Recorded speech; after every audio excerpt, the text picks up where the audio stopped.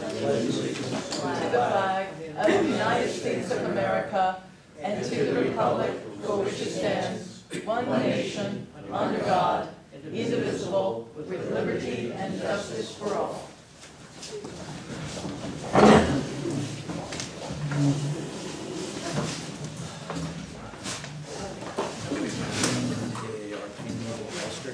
Say what? My wife and I went up to an AARP meeting in Ulster. Uh-huh. Chairman of the group, isn't it? Like she left off part of it. And God knows. That's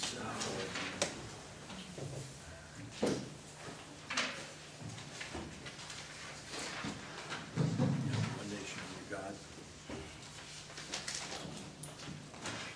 Good evening, everyone. I will call to order the town board meeting for the town of Windsor, excuse me, for May 8th, 2013. And the first item tonight on the agenda is a public hearing on our long-awaited water conservation law. I think what I'm going to do is I'm going to start out, I'm going to just run through a few of the provisions, not that all of them are really new, but I do want to go through them. There's three provisions in the new law to deal with water drought emergencies, and it's 3 stages. I think that's similar to the old law, Mike. Well, it's actually, what we did was looked at laws from various jurisdictions in New York, and then we brought them all together. We drew up a 3-stage drought emergency. Well, it's the same protocol as the city of New York, basically. Yes. When they issue a drought emergency. John? Yes. Okay. Like I said, there's 3 stages, and each one of them is a progressive stage with more and more restrictions. I'm not going to run through all the restrictions, but you know, the common stuff: washing vehicles, use of recirculated water from any source for ornamental purposes, including but not limited to fountains, artificial waterfalls, reflecting pools, lakes and ponds, that stuff. The use of water from the water system to water any lawn, ornamental shrub, plant, tree, except that. Water, and this is important, water may be used to water any vegetable garden from 4 a.m. to 5 a.m. and from 9 p.m. to 10 p.m. And that's stage 1. Of course, and I can't believe that anybody would do it anyway except me. To fill a swimming pool or used to maintain a level in any swimming pool. I made that mistake one year and took water from the town, paid for water from the town to fill my swimming pool, and ended up with an inch of sediment in the bottom of the pool, so it's not advisable. Then we go on to stage 2.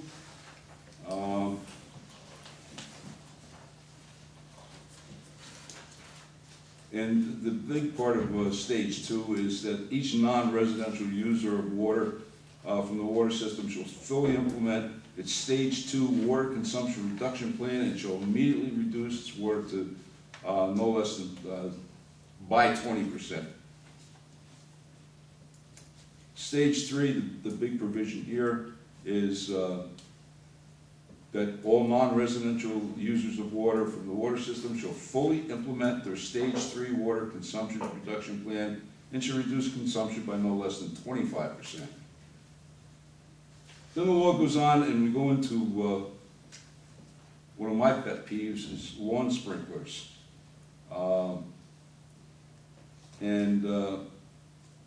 What we're doing here is, let me read the requirements. A permit is required. A permit shall be obtained prior to the installation of any new underground lawn sprinkler system or the alteration in addition to an existing underground lawn sprinkler system. A permit shall be obtained by filing an application and plan with a town code enforcement officer and paying an appropriate fee as established by the town of Windsor standard schedule of fees. And let me just explain the reason for that. Is because we have instituted new standards, and that's why we want to go to requiring a permit. And I want to just run through some of the standards, and they're all pretty common sense stuff. All underground lawn sprinkler systems shall be automatically controlled systems equipped with electrically operated time clock actuated valves with a rain and soil moisture sensor designed to shut off the sprinkler system during periods of inclement weather and when the soil is already moist. I don't know about anybody else, but it really annoys me when I drive down the road and see somebody's sprinkler system running and in the pouring rainstorm.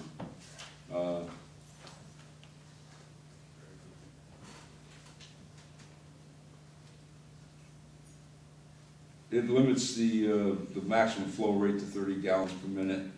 All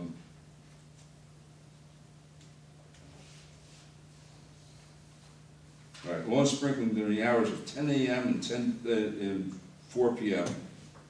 No person shall water, hose, sprinkle, or otherwise irrigate any outdoor lawn, field, garden, hedge, or shrub in the town of Windsor except in accordance with the following. Persons occupying residence or other establishments within even numbered addresses may water, hose, sprinkle, otherwise irrigate during the above hours on even numbered days, and then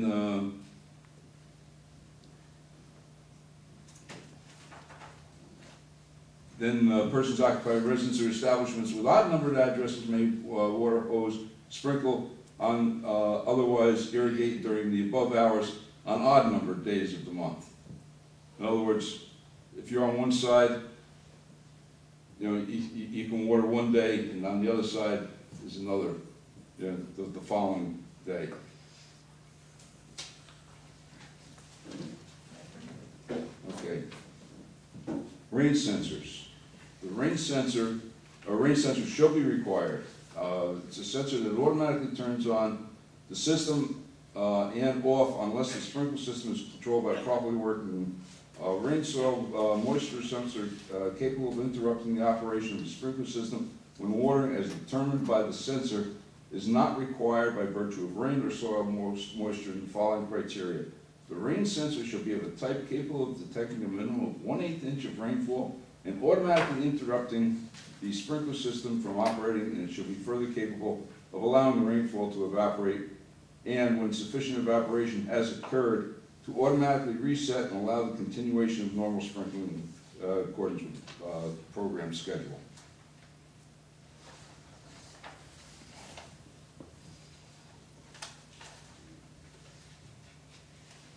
Those are the essence of the code involving sprinkler systems.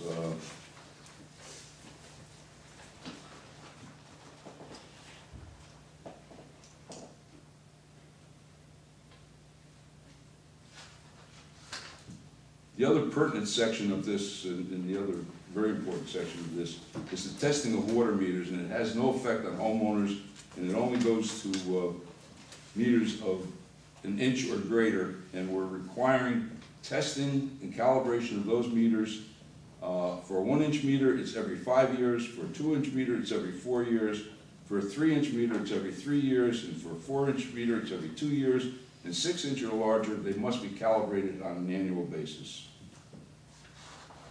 John, maybe you want to quickly explain why we think it's so important to calibrate these meters and the percentage of customers that, commercial customers, how much they consume. Well, these meters, overall there's approximately 6,000 or so water meters in the town. The meters that are listed here account for approximately 200 commercial meters in the town of Windsor. But of those 200 meters, they account for about 65% of the overall water production in the town. So by ensuring that we can capture, make sure that we have the accuracy of these 200 commercial meters, we can ensure that the town is receiving the revenue that it's owed by producing the water and supplying it to the customers. Typically, when a meter gets old, it gets slow. It never speeds up. And there's no mechanism currently in the town to be able to assure that these meters are reading accurately. Right now, if somebody has a 25, 30-year-old 4-inch water meter, and he gets a bill every quarter, there's no way to assure that over the last 5 or 10 years or so, that meter has little by little been getting slower and slower and not capturing all the revenue that's owed to the town. That's basically the new law. I'll gladly entertain any questions anybody has about it. Leo. Actually, 2 questions. Yep. One, reference to the meter, we're talking basically industrial, or are we talking residential? No, anything that's 1 inch or over, and there are no residential, Sue, correct me if I'm wrong, there are no residential meters 1 inch or greater. Okay. And the other thing is basically the time span that you have listed. It seems to be, I'd like to have a clarification on it. One is maybe 4 in the morning, to about 6 o'clock, and then 9 to 10, 9 o'clock at night to 10 o'clock at night. Yeah. All right, and then you also say.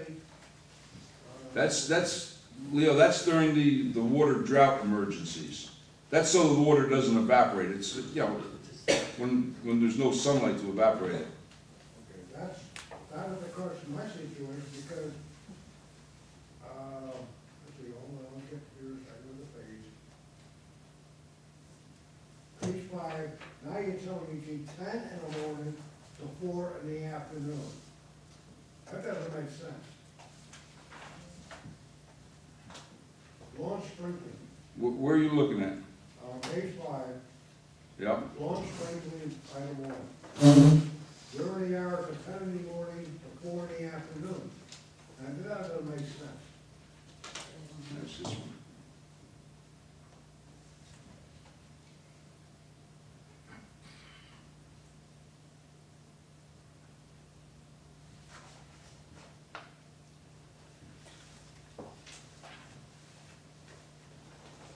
No, Leo, you've got to read the following. It says, except in accordance with the following. And you have to go to the next page. And that's the odd and even numbers.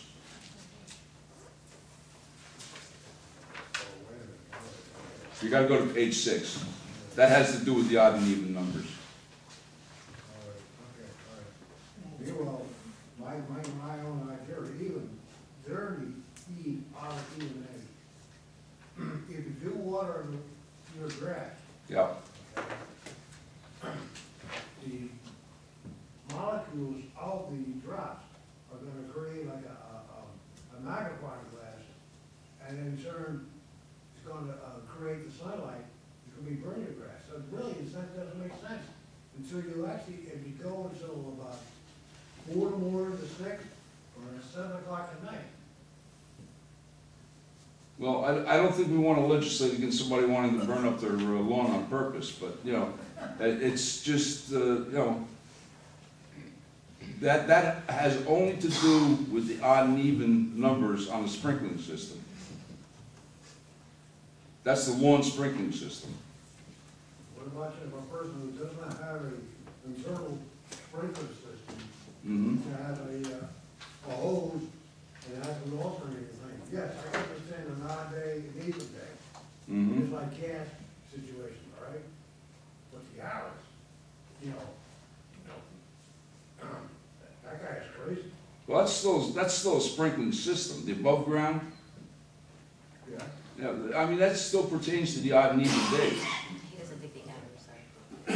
Well, Hours, that's ridiculous. Well, the hour, you know, if somebody wants to water their lawn, there's no drought emergency, that's their business. You know, we're just limiting to every other day. Okay. Barney, you had a question? Yeah, that was pertaining to that same section. It wasn't quite clear to me, that section E that you were just, I'm sorry, go ahead. E? section E on page 5. Yep. One thing. is that section pertaining to, during the drought stages? No, no, Is that no, a no. general? That's general. All, okay, that That's that general. wasn't clear. That's clear. general. Wasn't And to be very truthful, if we go back, and I wouldn't even know what year to go back to look at, if we went back and looked at a water drought emergency declaration that was put into effect, I forget how many years ago, quite a while ago, so several years ago, and never repealed it. I never repealed it, and that was a provision of that water drought emergency. You know, so technically, it's always been, you know, that was a provision. Yeah, I didn't have any questions regarding, the hours or anything like that. Yeah. I just want to know whether that was only during, the No, no. phase, emergency, or whether that was a general, That, all for all the time. that's general all the time. You know, and I'll be the first to admit, enforcing is gonna be very difficult. You know, we all know that, and we recognize that. But if somebody's an obvious abuser, you know, and somebody calls up, well, at least we've got some teeth now that we can do something about it. Rich? Mr. Supervisor, does this pertain to private water systems and municipal water systems? Only municipal, Only municipal? only municipal. Okay. There again, if a private supply system was to put a sprinkler system in, would they also be required to get a permit? The private? Yeah. I would think so, probably. You know, based on the law. Does the legislation state that? Pardon? Does that legislation state that? No, I'm not, you know what, Rich? Any and all?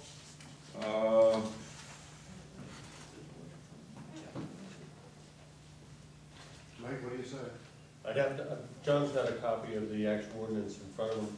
I believe that it does, the permit requirement would pertain to any new installations. Doesn't specify. Yeah, it would pertain to any new installations. Yeah, I don't think it differentiates as far as that goes, Rich.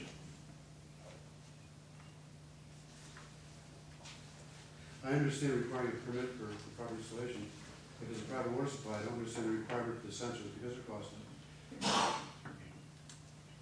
Well, the private water supply, it's specific in here, it does not require a sensor or any of that. It most certainly, you know, it appears to me by the law that it would require a permit. You know, it's a $50 permit. Anyone else? Barney? I have a question, maybe a suggestion, regarding a statement that John had made tonight and even at one of the workshops, where he indicated that something like 200 meters, 200 metered customers. Mhm. I think at the workshop, the way he put it was 200 meters that are customers pay 65% of the bill. That's true. Well, in view of the fact that we have a one-rate system, I looked at it in another sense that says that represents roughly 3% of our consumers. And 3% of our consumers in the town are consuming 65% of our water. Commercial application, yeah. Yeah. So I'm wondering if a tiered rate system, the way we charge, might be apropos, because otherwise what happens, it says, it implies to me anyway, that if they're the major consumers, or maybe even over-consumers, so to speak, that the rest of us are subsidizing that overconsumption. And if they are basically are mostly commercial enterprises, they have a way to recover that money by the product that they sell, you know. But the rest of the population that's subsidizing that has no way to recover that. They just eat the extra cost of it. Well, that's not exactly true, Barney, because the amount that's consumed is metered and you're paying per 100 cubic feet. And the people that are out there that are consuming that are paying an apportioned share as compared to a homeowner. Well, the only place that I think I ran into it, and I assume that we were still on a payment basis to New York that says we're allowed a certain amount at some That's right. rate, and once we exceed that rate, we go to another much higher rate. Mhm. Well, you know, my interpretation of that is that the people that are the most, the greatest consumers or over consumers are forcing us into that penalty situation, so they ought to be footing a greater portion of that bill, and that could probably be achieved by doing a two-rate system, you know. Yeah, you know, Barney, I hear what you're saying. However, I disagree with you, because the people that are consuming it are consuming it not, you know, not frivolously. They're consuming it, you know, for production. You take MCC, Metal Container Corporation. They're a very large consumer. However, I think they're probably one of the largest employers in the town. And one of the largest taxpayers. One of the largest taxpayers in the town. You know, commercial, you know, it's a commercial enterprise, and their system requires, you know, pure water. And, you know, there are other benefits, you know, gathered from these people that are consuming the water. You know, higher tax, you know, they're one of the biggest taxpayers, they're the biggest employer. But let me go back in history a little bit. In I want to say 1989 or 90, we did have a two-tiered system. And I did away with it when I was supervisor then. And the two-tiered system was that the high consumer paid a significantly lower rate than you and I as homeowners. You know, and you know, I didn't feel that was correct, and we did away with it. Again, I don't remember whether it was 89 or 90, but it just made no sense. You know, these commercial operators, you know, these commercial businesses were paying a tremendously, you know, lower rate, and the more they consumed, the lower the rate went. Yeah, well, John, do you remember that? yeah, I mean, that depends on the way you set up your system. I mean, Yeah. you know, there's two ways of looking at enterprises. You could give them a bonus for consuming more, and certainly with water, you don't want to do that. Not today, we don't. No, absolutely, not today, we don't. So, you know, the way you set the system up is the key to that whole thing. For commercial enterprises, like I say, those people have a way to recover their money. If it costs them more, whatever it is, it's the cost of doing business. And that's recovered by what they charge their customers for their product. But the homeowner has no way to recover that extra cost that's costing them to pay the bill. Yeah. So, you know, Barney, you know, and again, you know, and I'm gonna, you know, I disagree with you. I think that, you know, they're paying an equal amount. We're all paying an equal amount per gallon of water. You know, whether it be commercial or not commercial. And, you know, business is penalized an awful lot by government. You know, even on a local level. You know, their assessments are. I'm not saying this is not a penalty. This is, you know, paying for what you use. Well, and that's exactly what they're doing, is paying for what they use. Well, yeah, but at the same rate that our guts, even though they may be forcing us into the penalty situation where we are now into an overconsumption. You know, and you know, that's, like I said, I don't want to penalize them for anything. Just want them to pay their fair share for the amount of water that they're using. That's all. Oh. That's one of the purposes of one of the intents of this ordinance is to try to do just that. Make sure that they are paying for everything that they use, every gallon that's being supplied to their operation that they're paying for. So if they have for example, metal container, if they have a 8-inch water meter, if that water meter is reading even 2 or 3% slow, that's a substantial amount of water over the course of a year. A homeowner's 3/4-inch meter, if that's reading 10% slow, it's not as big an issue. Yeah, I understand, you know, the correct reading is important for everybody, you know. But, you know, when I heard your numbers and realized that 3% of our consumers are consuming 65% of our water, that kind of shook me a little bit. Well, Barney, I understand what you're saying, you know, but again, I disagree. I think they're paying a proportionate share. Rich? Mr. Supervisor, would it be a fair assumption to say that there's a fair amount of consumption that homeowners use for watering their gardens, washing their cars, water that does not enter the sewer system, that is not treated, but goes through percolation through natural resources, where commercial users who pay a water bill that is directly related to their sewer bill, that water then is taxed again as an effluent, and therefore they're paying a greater share based on the fact that it doesn't re-enter the system. Yeah. Yeah, what you say is basically correct. I mean, we don't meter the water that's going out, but they most certainly do pay a proportionally higher sewer rate. Yes. Anyone else? Entertain a motion to close the public hearing. Moved. Second. Roll call. Councilwoman Brandon? Yes. Councilman Lundstrom? Yes. Councilwoman Biassadi? Yes. Councilwoman Malarkey? Yes. Supervisor Green? Yes. Chair will entertain a motion to town board of town of Windsor. Close the public hearing. Yeah, I just did that. Okay.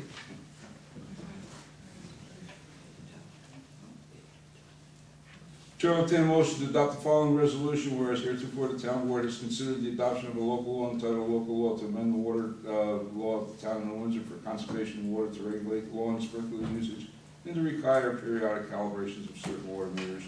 And whereas this is an action subject to secret, and whereas this is an unlisted action from secret, and whereas the town board is the sole involved agency, assumes lead agency status, and as such has caused to be prepared a short environmental assessment form. And whereas the following due notice on May 8th, 2013, the town board has conducted a public hearing on the proposed law and heard all persons interested in the matter. Now therefore be resolved as follows. The supervisor is hereby authorized to sign the EAF Part 2, and that after considering all the information presented to it, including the EAF, the town board determines the adoption of this local law as an unlisted action and will not result in any significant adverse environmental impacts, and does hereby adopt a negative declaration annexed here to. Moved. Second. Roll call. Councilwoman Brennan? Yes. Councilman Lundstrom? Yes. Councilwoman Biassadi? Yes. Councilwoman Malarkey? Yes. Supervisor Green? Yes. Chair will entertain motion the town board of the town of New Windsor adopt the following resolution, whereas heretofore the town board has considered the adoption of a local law entitled A Local Law to Amend the Water Law of the town of New Windsor for the conservation of water to regulate lawn sprinkling usage and to require the periodic calibrations of certain water meters. And whereas following due notice, the town board held a public hearing on May 8th, 2013 on the proposed local law. And whereas the town board is a sole involved agency under secret, has heretofore adopted a secret negative declaration finding that the adoption of the proposed local law would not have a significant impact on the environment. Now therefore be it resolved as follows, that the town board of the town of Windsor hereby adopt this local law entitled A Local Law to amend the water law of the town of New Windsor for the conservation of water to regulate lawn sprinkler usage and to require the periodic calibration of certain water meters, which said local law should be effective upon publication, posting, and filing at the office of the Secretary of the State in Albany. Moved. Second. Roll call. Councilwoman Brennan? Yes. Councilman Lundstrom? Yes. Councilwoman Biassadi? Yes. Councilwoman Malarkey? Yes. Supervisor Green? Yes. We're closed with the public hearing, Rich. I would think that systematically we've got to word the periodic.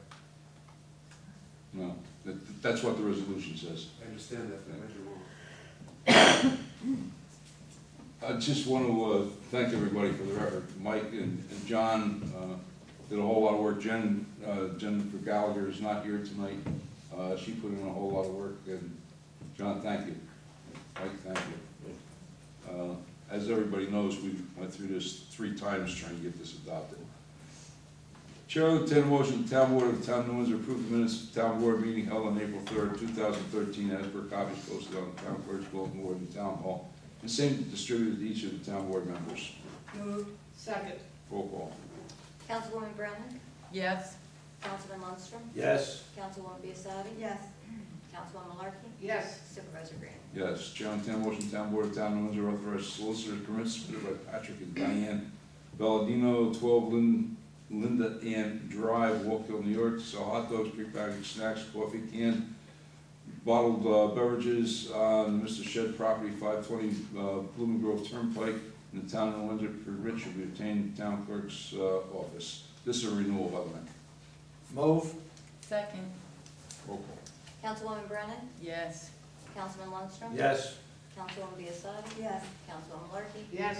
Supervisor Green? Yes, Chair will entertain a motion, the town board of town of Windsor adopt an order calling public hearing to be held on Wednesday, May 22nd, 2013, at 555 Union Avenue, New Windsor, New York, 2:00 p.m. in the Supervisor's Conference Room, to hear public input on proposed community development block grant for the fiscal year 2014, and authorize the town clerk to advertise pursuant to law.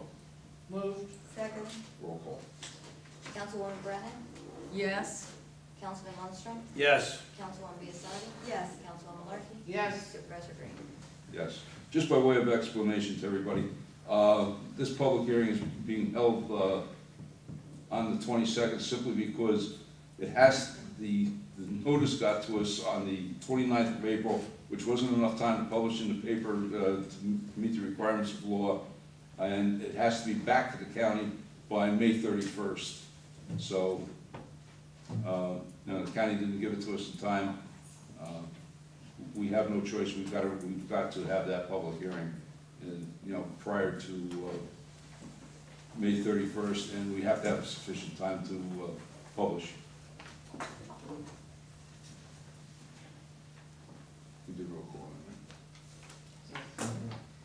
Chair will entertain a motion, the town board of town of New Windsor adopt the following resolution, whereas heretofore the town board has determined to lease certain property, town-owned property at Stewart Airport to Aquest Development LLC, commonly known as 347 Avenue of the Americas, and identified in the town of New Windsor tax map as Section 3, Block 1, Lot 53, and whereas the action is subject to secret, and the town board has reviewed a short-form environmental assessment form submitted in conjunction with the proposed project, and whereas the town board is the sole involved agency has determined this as a non-listed action, and whereas the town board of town of Windsor has conducted a non-coordinated review and determined there will be no significant environmental impact, and whereas the proposed lease price has been reviewed by the sole assessor of the town of Windsor, who has confirmed that the lease price is within the range of fair market value for the above-mentioned site.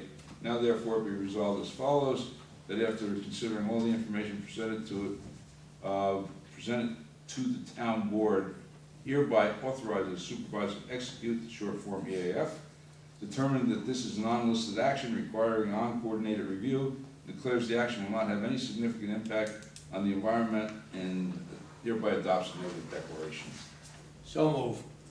Second. Roll call. Councilwoman Brennan?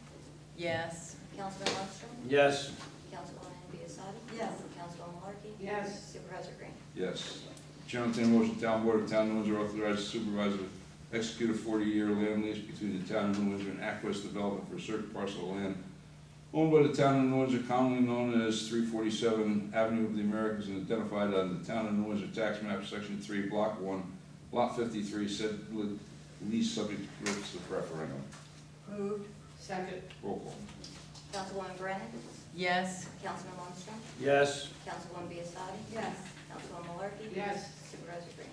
Yes. Hearing no objections, town board of town of Windsor receive and file with the town clerk fully executed 2013 municipal funding contract, Jubilee Bureau, and summer camp. Hearing no objections, town of Windsor receive and file with the town clerk fully executed agreement with CSEA Employee Benefit Fund for the Dental Horizon Plan and Platinum 12 Vision Plan. Hearing no objections, town board of town of Windsor receive and file outstanding sewer use agreement and easement between the town of New Windsor and Margaret Satterley as executrix of the estate of Charles S. Satterley, dated December 11th, 2012, and recorded in Orange County Clerk's Office on the 27th day of February 2013 as file number 20130022164. Hearing no objections, town board of town of Windsor receive and file appraisal of 345 Butternut Drive in Windsor, New York, dated August 26, 2011.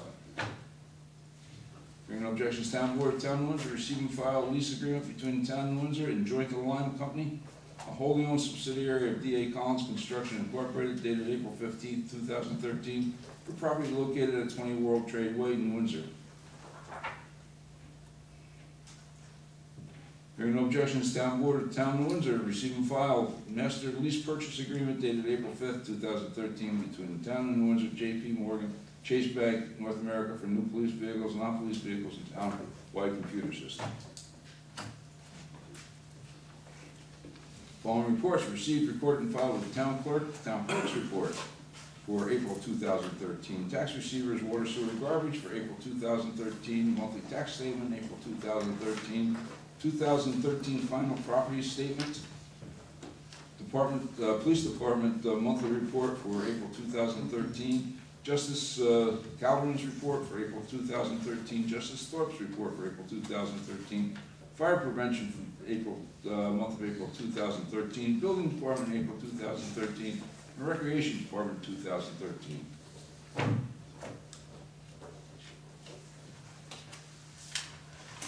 That's that. Board? No. Public forum? Nothing. Sure. Kevin Janowski from Butternut Drive. Yeah.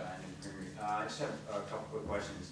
The governor and Senator Schumer had a press release last week, that they're getting $1.6 billion for Irene and Lee, fund basically.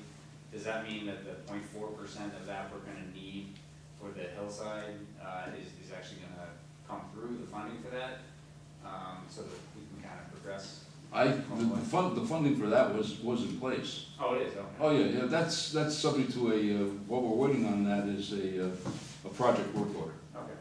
And then I just had another question. From Monday's meeting, was Orange, guys from the Public Works, the Orange County Public Works, were they serious that they had no idea that this possible construction was going on with the two hillsides kind of redirecting the river? Or is that kind of misspoken by them? I have no idea. Unfortunately, we had a workshop going on. I didn't get to hear the whole thing, but I don't think they possibly could have been serious. Right, I mean, it's kind of, you're on the bridge, I don't, first of all, I don't know who said it, but the three from DPW have been there a dozen times, half a dozen times with me. So obviously they know that there's work going on Butternut Drive and the hill restoration. So and again, I'm not sure exactly what they said. Okay. But I don't know, unless they've been living in a bubble. I mean, I think the whole county knows about Butternut Drive. Rich? Mr. Green, this is another grave community concern.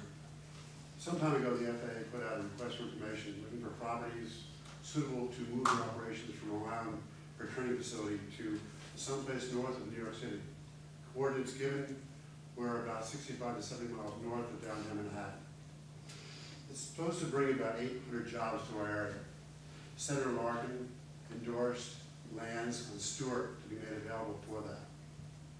For some reason, via public radio, 2 or 3 days ago, it has come to public knowledge that the FAA is considering, for some magical reason, area in Albany County. I'm asking you, sir, to please find a way to exert pressure on the FAA to bring those jobs to our area. 800 plus jobs are at stake here, sir. We've been working on that since the day the announcement came out. I'm sure you have, but for some reason, it's fallen through. I don't think the main facility, Rich, is going to Albany County. I think that's a satellite. They said 800 jobs. Well, That was the main facility. I'm not arguing. I can't imagine Chuck would let. I'm not arguing that. What I'm saying is that if, for some reason, this goes to Albany, it'll be a great cost to our area. We have been working on that. The county's been working on it. We've been working on it. The IDA's been working on it.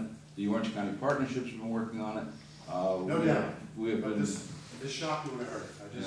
I would hate to see just go away without somebody saying, hey, what happened? Please. We've been working on it. Thank you. Anyone else? Motion to adjourn, or close the public forum. Move. Second. Councilwoman Brennan? Yes. Councilwoman Lundstrom. Yes. Councilman Lundstrom. Councilwoman Biassad. Yes. Councilwoman Malarkey. Yes. Supervisor Green. Yes. Motion to adjourn. Move. Second. Councilwoman Brennan. Yes. Councilman Lundstrom. Yes. Councilwoman Biassad. Yes. Councilwoman Malarkey. Yes. Supervisor Green. Yes.